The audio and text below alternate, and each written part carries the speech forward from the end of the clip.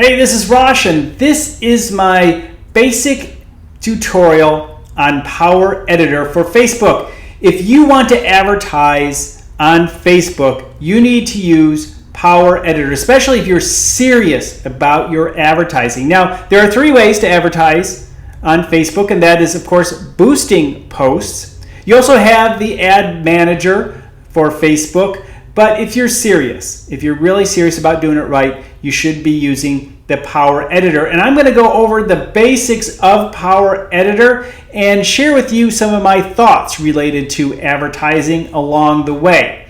Now, first, as you can see, there are 4 tabs here. We have the account overview, campaigns, ad sets, and ads. Campaigns is the big umbrella covering everything. Ad sets are the individual ad groups related to specific products and services under the campaigns. And of course, then you have your ads. So when you want to create an ad campaign, what you do is you go to Create Campaign over on the left side here. There is a drop-down menu which will take you to Create Ad Sets as well as Create an Ad. But in this situation, we are creating a campaign. And when you create a campaign, you'll have a number of options in this pop-up window. You can first click on this drop-down, which will give you the option to create the new campaign or use an existing campaign, which can be very helpful, especially if you create a lot of similar campaigns. Next, you enter a campaign name, and this campaign we'll call Facebook Series. And the reason for that is this video is part of a series of videos on Facebook marketing. So I highly recommend you check out the other videos in this series. Your next step is not the next button, but the following button, the campaign objective. What is your objective? Facebook wants to know, and you should tell them. So what you need to do is click on this button and decide if you want an awareness campaign. Now, this awareness campaign means you want a lot of impressions. You are looking for a lot of eyeballs on your ad. You want a lot of people to see your message. You want them to hear your story or see your logo or your name, as many people as possible. The next, you have a number of considerations here, traffic being a very important one, driving traffic to your website or Facebook page or landing page. And that is a key consideration. But you have other options here, such as video views or page likes or event responses. Now, the last one are conversions. That means sales or people doing what you want them to do, whatever it may be. It could be a download or ask for more information. So if you want Facebook to know, look, that is my goal. I want people to fill out the form or purchase my product, then you want to tell Facebook you're looking for conversions. Next, you go back a button, and depending on your campaign objective, Facebook will give you some options such as the auction or the opportunity to purchase based on the number of impressions, the number of people who actually see the ad. Now, a good best practice is to put the date next to your campaign as well as your ad set and ad name. This will help you organize much better later, especially if you have a lot of campaigns and ad sets and ads. So moving on to the ad set name, again, you have some opportunities here to skip the ad set as well as pull in an old ad set, which may help you fill out some of the fields and make life a little bit easier.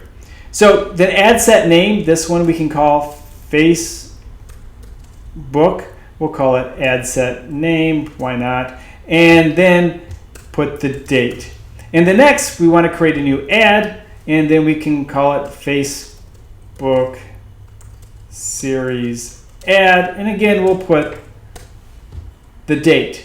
And then save to draft. A nice new update is that you can now review, edit, and confirm your changes right from these panels, where before you had to go up to the top right corner and press review draft. So we can do that right now, and there we go, and confirm. Now this will remain in draft state because we have not completed all of the activities such as creating our ads. So what we want to do is open this back up, And we can review our campaign, the basics. And of course, here's the name. You can change it if you wish. We have our objective is conversions, and we're using the auction type. One thing I highly recommend is that you set an ad limit.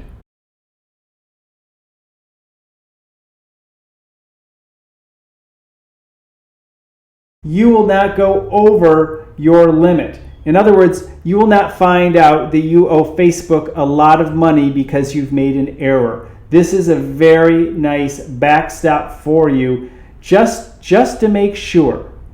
Once again, hit review draft items and confirm. So once again, we want to click this button and click on ad set to see what's going on there. And here is our ad set with our information related to the ad set. Now for conversions, you will want to tell Facebook what a conversion is, and it can be something that happens on your website or Messenger. One nice thing that we'll see in a few moments is that we can create ads that deliver to Messenger, which can be very helpful if you are looking for instant response. Or maybe you have an app. In this situation, we're going to say view content related to the pixel, and we'll discuss that in a few moments. This is just getting us going. However, here we can take a look at the other options, like what is our daily budget? For example, $20 a day. When does this start? When does it stop? What is the rotation? Do you want these to run all the time? Do you want to run on a specific schedule? Next, you create an audience. And there are a number of ways to approach this. You can create a brand new audience. An audience are basically a demographic of people that you want to connect with. Now you can pull in an audience related to a campaign you've run in the past. And here are some other campaigns that I've run in the past. You can create a lookalike. Whenever you see a lookalike audience, that means it's an audience that's similar to the people who say like your Facebook page, or similar to an audience that you ran ads against in the past. And you can create lookalike audiences to expand it. Basically go after people that Facebook says looks very similar to the type of audience that you were going after before. You can also focus on locations, and you can include specific locations or even exclude people in certain locations. You can base it off of age and gender and languages.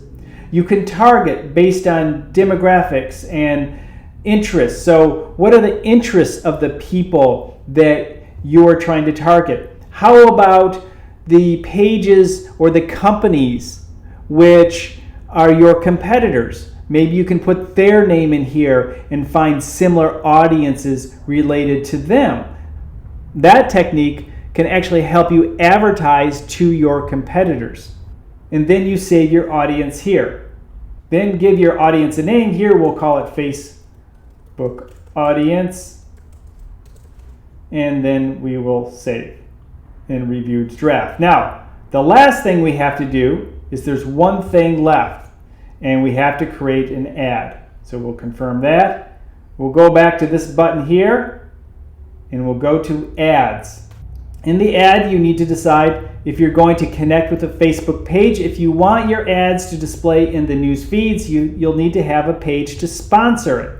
So here will be my Rosh Media site. You can connect an Instagram account and advertise in Instagram if you wish. You can select different types of displays, so you can use existing posts that have already been created, such as posts on your Facebook page, and you can select a post here. As you can see, these are from Rosh Media pages. I can create my ad with an image or video, or with multiple images or videos in a carousel, or you can create a collection, which is currently a new option, which is optimal for mobile. Now we start to build our ad, and you'll see the ad starting to display over on the right side here. So we'll start by selecting an image, and we'll use this image here, and then it populates the rest of the information. We'll create a URL landing page. So we'll say we'll go to roshsillars.com, and the landing page will be ads. But it tells Facebook where you want people to go when they click on the link. Here's the option for setting up Messenger if you want your landing page to be Messenger. And if you have people manning your Facebook page and can connect with people rather quickly, this might be a very interesting and useful option. Those who use Facebook bots may also find this a good alternative to landing pages. Now you have the option to change this website display. You can leave it blank or just put in the same URL if you wish. Next, we put in information that will help to sell people on clicking our ad. And it's really important to think about what is their pain point, what will get people's attention. Good questions are very powerful while developing your ads. So considering this ad is turning into a marketing advertisement, we'll ask a question: do you need marketing support? I highly recommend you think through your questions. Think through the needs of the person you're trying to target. I have some rather generic options here just to get us through the process, but it probably should take more time and effort than I'm displaying here. Next, we need a headline. So let's just ask another question. Do you need more business? That would be thinking about what is the pain point of the person seeing the ad. Next, you have the newsfeed link description, and this is where you convince the person why they should click on the link. Next is the newsfeed link description, and this is where you try to convince them why they need to click on this ad, why they need to click on the link. You need to think this through. Maybe give them a little bit of a story, a little more information. Maybe it's as simple as a limited time only. Next is the all-important call to action, and you have multiple options here. You can have no button, although I recommend you do. But you have the option to see a menu, book now, contact us, download, shop now, request time. You have a number of different options as it relates to your target audience.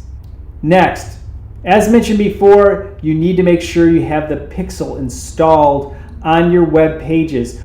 You can find your pixel under settings, under the gear, business settings, and under pixels.